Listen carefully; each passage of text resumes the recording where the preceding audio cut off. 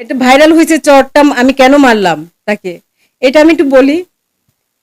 কলেজের জমি জমা লিস্ট দেওয়া আছে, ইস্যু হচ্ছে কলেজের জমি জমা, কলেজের ফান্ড ফাঁকা সব, এগুলো যাদের স্বার্থে মানে তুলে ধরেছেন, এগুলো মানে চাইছেন, হিসাব চেয়েছেন স্যার, এগুলো হচ্ছে স্বার্থে ব্যাঘাত ঘটেছে, তাদের ব্যাঘাত লেগেছে, মানে স্বার্থে লেগেছে, এগুলো বলা যাবে না।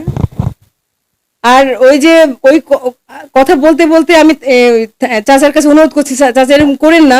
তারপরে ওই যে শাহাদ নামের উনি এসে বসলেন, উনি এসে বসার পরে অকথ্য ভাষায় বলছে, জমি তোকে কে মানে হিসাব নিতে বলেছে, তুই কে?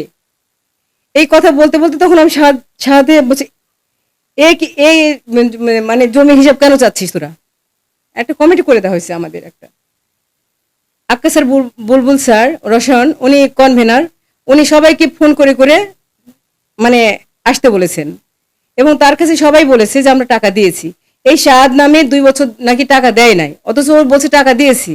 আবার ভারপ্রাপ্ত প্রিন্সিপাল স্যার বলছে টাকা দেই নাই।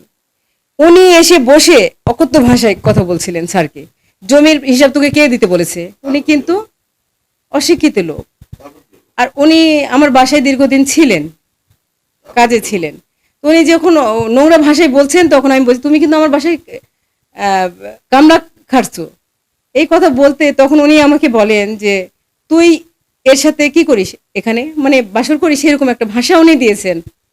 এই ভাষা দেওয়ার পরে, শোনার পরে কার স্বাভাবিক অবস্থায় থাকবে? কোন মেয়ে, বাংলাদেশের গোটা পৃথিবীর কোনো নারী স্বাভাবিক অবস্থায় থাকবে কিনা, আমি সবার কাছে আমি বিচার চাচ্ছি, কেউ স্বাভাবিক থাকবে কিনা।